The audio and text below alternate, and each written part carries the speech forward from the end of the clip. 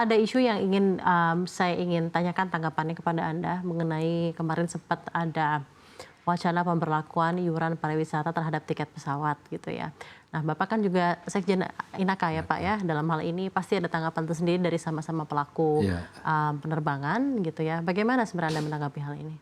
ya karena wacana adanya iuran wisata itu kan juga nggak jelas untuk apa gunanya. Kenapa hanya tiket pesawat udara, kenapa transportasi darat atau kereta api nggak Tidak. dipungut, kenapa hanya udara gitu loh. Dan yang kedua, ini kan apa ya, si penumpang ini mau turis maupun bukan, itu kan sudah membayar pajak ya. PPN, PPH, perusahaannya juga kita bayar PPH. Bahkan turis asing yang masuk pun kan bayar visa gitu, nggak gratis kan gitu loh. Terus apa yang mau dipungut untuk apa? Makanya rekan-rekan yang di wisata pun seperti dari PHRI, saya kan kebetulan jadi pengurus gabungan industri pariwisata juga, itu juga nolak. Bahkan kita juga anggota maskapai kita pun seperti pernyataan salah satu dirut maskapai itu juga menolak. Kita juga ketua Inaka juga menolak. Saya pun juga. Dan sampai saat ini dengan respons yang tidak baik ini dari para pelaku usaha pun jadi sampai saat ini juga masih ngambang saja gitu ya dalam hal ini ya Pak ya. Oke, Pak Bayu, sekarang mungkin kembali lagi kepada industri penerbangan dan juga andilnya untuk meningkatkan infrastruktur gitu ya di Indonesia Timur gitu ya. Anda memilih beberapa kota yang menjadi tujuan dari destinasi dari Transnusa, Timika, Sorong, ya, Ambon, Manado, dan juga kan karena Anda melihat ada begitu banyak tujuan yang luar biasa populer seperti Denpasar, tapi tadi Anda berusaha menangkap kembali lagi spillover effect dari tujuan-tujuan Denpasar tersebut ya. Nah, Pak, kalau kita berkaca atau melihat Indonesia Timur gitu ya Pak ya, apakah ada sebenarnya dalam pikiran Anda untuk meluaskan kembali rute-rute penerbangan dari Transnusa dalam bagian ada ekspansi rute ke depannya yang juga menurut Anda prospektif untuk dikembangkan untuk Transnusa sendiri? Ya tentu ada. Kita kan sekarang di 3 atau 4 provinsi kan ya. Kalau secara pulau ada Sulawesi, Kepulauan Maluku, kemudian Papua. Papua pun kalau yang Sorong itu kan masuk yang provinsi baru kan yang di Kepala Burung. Kemudian di bawahnya kan ada Timika ya. Papua Tengah atau apa. Kita kemungkinan kalau ini stable pertumbuhannya ya kita akan coba buka untuk spill out juga turis yang di Denpasar, dari Denpasar ke Sorong misalnya. Gitu. Denpasar ke Sorong ya Pak ya. Bagaimana dengan destinasi-destinasi wisata yang juga cukup populer seperti Labuan Bajo, Wakatobi dan lain-lain? Ya, Labuan Bajo, Wakatobi. Oke. Tapi di Labuan Bajo saat ini sih sudah dilayani oleh Garuda, Citylink maupun Line Group ya. Itu sih menurut saya masih udah imbang lah antara di. Oh jadi Anda juga melihat pemetaan itu ya turis Pak ke ya? Labuan Bajo ini kan special interest turis ya, bukan massal turis seperti yang di Bali atau.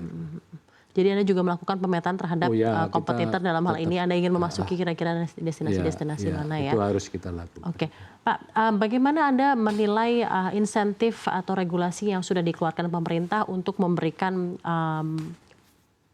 perkembangan ekonomi yang lebih baik lagi di kota-kota Indonesia Timur yang Anda jadikan destinasi?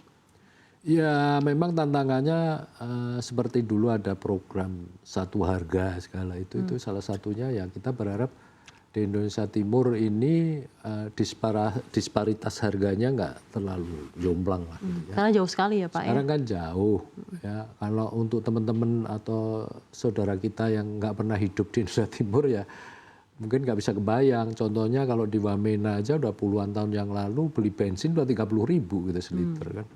Mereka juga nggak demo gitu lah harga bensinnya. Nah ini yang menjadi tantangan bagi pemerintah khususnya pemerintah pusat bagaimana mengurangi disparitas tersebut. Disparitas harga bahkan tadi Anda bilang sendiri aftur aja bedanya sampai 3.000 ya Pak ya. Gitu loh. Oke. Sementara kita tarifnya kan diatur ya di intervensi. Jadi intervensinya sama gitu loh dengan yang di barat gitu kan. Jadi Oke baik Pak. So far sejak 4 April ini sudah ada rute baru Pak seperti yang tadi kita sempat sampaikan.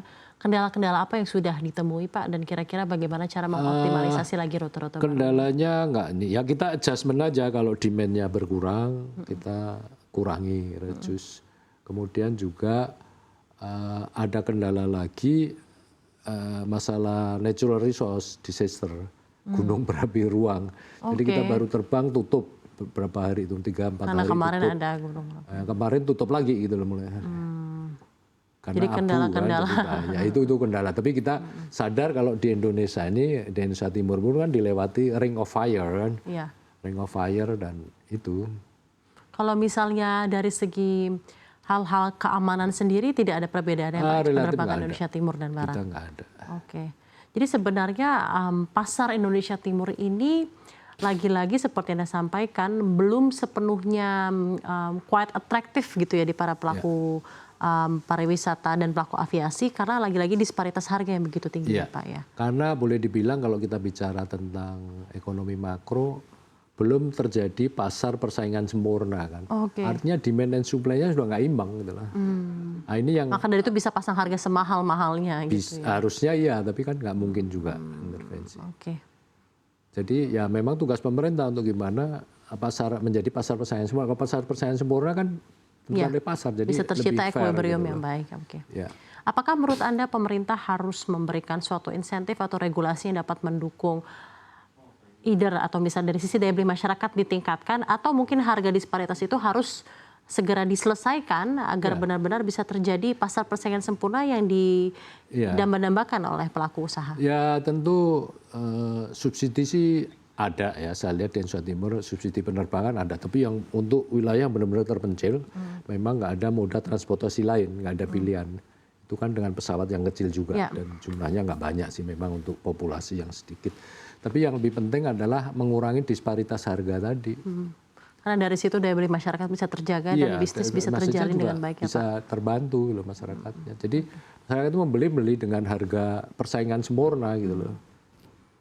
Menghindari apa yang terjadi monopolistik atau oligopolistik. Baik. Terakhir dari Anda Pak Bayu, Transnusa tentunya tidak hanya beroperasi di Indonesia Timur tapi juga di destinasi yang ada di luar negeri, Indonesia Barat. Apa harapan Anda untuk industri aviasi di Indonesia sendiri? Ya kita berharap selain masalah infrastruktur diperbaiki, kemudian juga tadi ada regulasi yang bisa mengadopsi disparitas harga antara Indonesia Barat dan sana. Di sana kan orang walaupun dia bayar pajak rate-nya sama, tapi kan nggak bisa naik kereta api. Ya kan orang Ambon mana bisa naik kereta api walaupun bayar pajaknya kan sama gitu loh. Betul. Ya itu pemerataan itu yang penting gitu loh.